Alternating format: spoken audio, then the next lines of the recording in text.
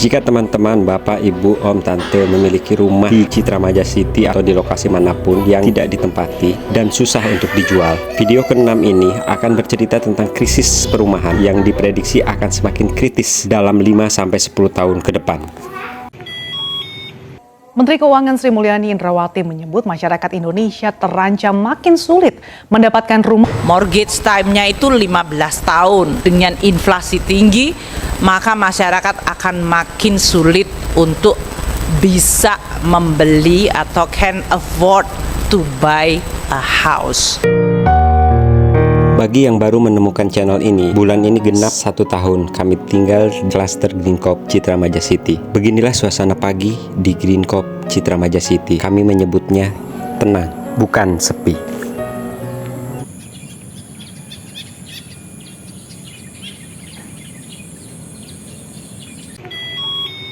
Sebelum bercerita tentang krisis perumahan yang semakin kritis, bagi teman-teman, ibu, bapak, om, tante yang baru menemukan channel ini pada awalnya dibuat sebagai bentuk respon atas banyaknya video-video yang beredar di YouTube tentang Citra Maja City. Silahkan masuk ke YouTube, kemudian ketikkan kata kunci Citra Maja City. Maka teman-teman, bapak, ibu, om, tante dapat melihat sekian banyak video-video yang bercerita tentang Citra Maja City. Ada yang berkomentar bahwa Citra Maja City adalah tempat jin buang anak. Ada yang menyatakan bahwa ini adalah sebuah kota mati, sepi, tidak berpenghuni, dan menyeramkan. Banyak video yang menggambarkan rumah-rumah yang terbengkalai, mengenaskan, temboknya retak-retak, banyak tumbuhan liar tumbuh di sekitar rumah. Bahkan ada pohon yang tumbuh dari sela-sela retakan rumah. Halaman belakang rumah yang sudah berubah seperti hutan. Bad news is a good news. Bagi kalangan tertentu, berita buruk sering menarik lebih banyak perhatian karena memicu emosi. Hal ini terbukti dapat meningkatkan jumlah view di YouTube. Faktanya, video tentang nengokin rumah di Citra Maja City, klaster Cendana, berhasil menjaring ratusan ribu view. Video yang menggambarkan rumah tidak berpenghuni, berbau pesing, dengan kondisi mengenaskan, parah, retak-retak, dengan halaman belakang yang sudah berubah seperti layaknya hutan belantara. Bad news is a good news. Kemudian dari ratusan ribu view itu bertebaran komentar-komentar miring tentang Citra Maja City umumnya dan klaster Cendana pada khususnya. Sekarang mari kita balik posisinya. Bagaimana kalau teman-teman tinggal di sini atau tinggal di klaster itu? Kemudian bertebaran cerita-cerita tentang sebuah kota mati tanpa penghuni, menyeramkan, bau pesing, rumah-rumah yang tidak terurus, terbengkalai. Apakah dengan cerita-cerita tersebut teman-teman nyaman? Ketidaknyamanan itu adalah salah satu motivasi kenapa walaupun dadakan pada akhirnya kami membuat channel ini. Untuk meluruskan hal-hal yang menurut kami belum lurus atau untuk memperkaya perspektif teman-teman semua tentang Citra Maja City. Apa yang dilakukan oleh konten kreator di luar sana itu adalah benar, itu adalah sah, itu adalah faktual, namun tidak utuh. Oleh karena itu, kami membuat beberapa konten dari sudut pandang kami sebagai penghuni. Apa hubungannya dengan krisis perumahan yang semakin kritis? Krisis perumahan adalah kondisi di mana kebutuhan untuk tinggal di rumah yang layak tidak dapat terpenuhi sehingga banyak orang-orang yang homeless, dalam bahasa kita disebut tunawisma, dalam bahasa yang lebih kasar lagi disebut gelandangan. Krisis perumahan bukan baru mau akan terjadi, tapi telah terjadi di dunia ini. Di New York misalnya, jumlah perumahan yang tersedia untuk dijual atau disewa kurang dari 2%. Dan yang kurang dari 2% itu ditawarkan dengan harga yang sangat amat tinggi. Akibatnya, banyak orang yang tidak mampu membeli dan menyewa rumah tinggal di jalan menjadi tunawisma. Setidaknya ada 2 indikator sebagai pertanda bahwa krisis perumahan akan menghampiri kita. Indikator yang pertama adalah di mana harga properti atau harga sewa naik dan tidak terkejar dengan kenaikan upah dari pendapatan rata-rata masyarakat. Indikator yang kedua adalah di mana suplai properti jauh lebih sedikit daripada permintaan yang terus naik. Di Indonesia hal itu bukan belum terjadi, namun sudah terjadi dan akan semakin kritis dalam 5-10 tahun yang akan datang.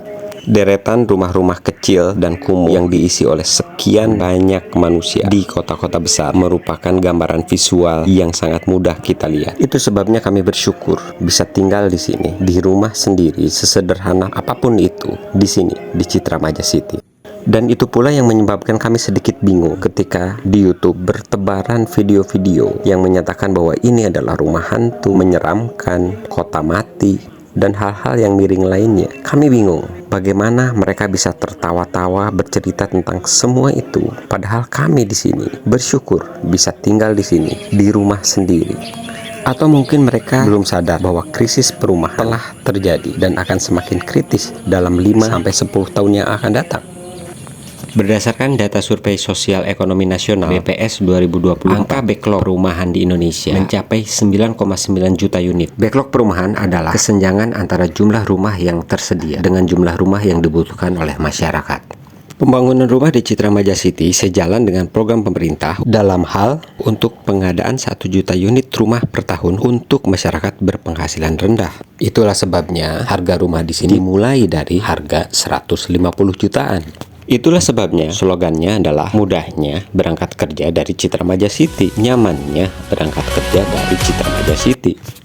Jadi sasarannya adalah pekerja, bukan pengusaha yang senang main golf. Itulah sebabnya cicilannya mulai dari 1 jutaan, bukan 35 juta sebulan.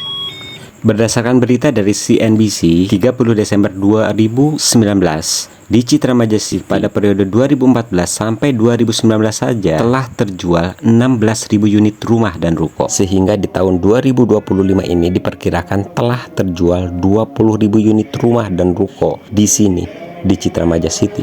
Dan ketika pada faktualnya di sini banyak rumah-rumah kosong dan tidak berpenghuni dengan tingkat hunian di bawah 10%, maka ini adalah gambaran jelas bahwa krisis perumahan itu sedang mulai terjadi.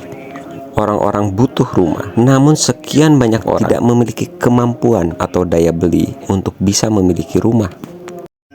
Bagi teman-teman, bapak, ibu, om, tante yang telah memiliki rumah di sini, tidak ditempati, tidak dijual, dan tidak disewa, mungkin ini bukan rumah satu-satunya. Mungkin rumah ini dipersiapkan untuk masa pensiun nanti.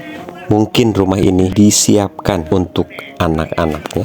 Mungkin rumah ini sedang dicicil oleh anak-anak yang soleh, di mana suatu hari akan diberikan kepada orang tuanya di masa pensiun.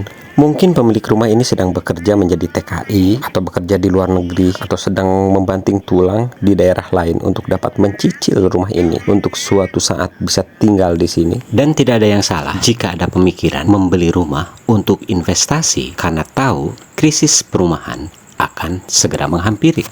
Di antara cerita di balik rumah-rumah tidak berpenghuni tadi, tentu saja ada cerita lain di mana seseorang telah berhasil untuk mendapatkan rumah, telah berhasil mencicil dalam sekian waktu, namun kemudian kesulitan untuk melanjutkan cicilan, di mana pada akhirnya harus menerima kenyataan untuk melupakan rumah yang sudah dimiliki, untuk kehilangan rumah yang tadinya mau ditinggali.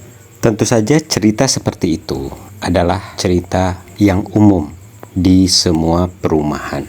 Pada tahun 2019, kredit macet perumahan berada di kisaran 1,5 sampai 2%, dan pada tahun 2020 kredit macet perumahan berada di sekitar 2 sampai dengan 3%. Kenaikan kredit macet perumahan merupakan pertanda krisis perumahan menuju tahap kritis. Dalam hal ini kita dapat melihat adanya masyarakat yang berada pada kondisi tidak mampu untuk melanjutkan cicilan rumah, sehingga kembali menjadi bagian dari masyarakat yang tidak memiliki rumah.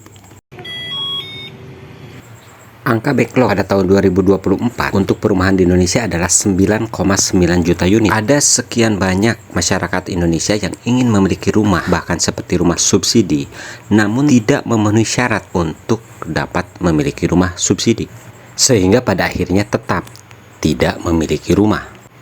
Di sisi lain, ada sekian banyak masyarakat tidak memiliki kemampuan untuk melanjutkan cicilan, sehingga kembali menjadi bagian dari masyarakat yang tidak memiliki rumah. Ketika kita menyadari ada sekian banyak teman-teman kita yang sedang berjuang menghadapi krisis perumahan yang semakin kritis, ketika kita memiliki sedikit empati terhadap perjuangan teman-teman kita yang sedang berjuang mengucurkan keringat dan kadang air mata agar suatu saat bisa pindah ke rumah yang hari ini belum bisa mereka huni, tentu tidak akan keluar kata-kata yang kurang pantas, seperti mengatakan bahwa rumahnya adalah rumah kecil seperti sangkar burung, rumahnya seram, kota mati banyak hantu, apalagi dijadikan senda gurau berhaha, hihi, haha, hihi. Bagaimana jika krisis perumahan ini tidak terkendali dengan baik sehingga semakin kritis? Bagi teman-teman yang pernah sekolah minimal tingkat sekolah dasar, semenjak kecil kita sudah diajari bahwa rumah adalah kebutuhan primer. Kita telah diajari tentang kata sandang, pangan, dan papan. Paling tidak akan terjadi dua dampak dari krisis perumahan. Yang pertama adalah dampak sosial. Kita akan semakin terbiasa melihat rumah-rumah kumuh yang berada di kota-kota besar. Kemudian, karena kebutuhan rumah layak tidak dipenuhi, maka masalah lain pun bermunculan. Misalnya masalah pendidikan. Akan sangat amat sulit untuk bisa belajar dengan baik di sebuah rumah yang kecil, kumuh, dan berdesak-desakan dengan fasilitas yang sangat minim. Dan ketika pendidikan ini semakin rendah kualitasnya, maka di masa yang akan datang, generasi-generasi muda kita akan semakin sulit untuk bersaing dalam pekerjaan. Dan karena sulit bersaing dalam pekerjaan, maka akan sangat sulit untuk meraih kesejahteraan. Dan karena sulit meraih kesejahteraan, maka akan kembali pada suatu kondisi di mana akan sulit untuk memenuhi kebutuhan primer, sandang, pangan, dan papan. Karena faktor pendidikan yang terabaikan dan lingkungan sosial, maka diantaranya kita sudah berprestasi sebagai salah satu negara yang paling brutal di dunia maya, di mana tekanan-tekanan sosial dalam kehidupan nyata kemudian dicurahkan di media sosial dalam bentuk umpatan, cacian, makian, dan mengatakan apapun untuk melampiaskan beban kehidupan yang semakin berat. Dampak sosial berikutnya adalah meningkatnya kriminalitas. Dengan lingkungan yang tidak aman, tentu akan sangat amat sulit bisa hidup dengan tentram dan damai. Bagi teman-teman, bapak, ibu, om, tante yang telah memiliki properti di Citra Maja City, maka dampak yang kedua, jika kondisi krisis perumahan ini terus terjadi, maka harga properti akan jauh lebih tinggi di masa yang akan datang. Bad news is a good news. Jadi ini adalah berita buruk yang akan menjadi berita baik bagi teman-teman, bapak, ibu, om, tante yang pada hari ini berusaha untuk mempertahankan properti yang sudah dimiliki di Citra Maja City.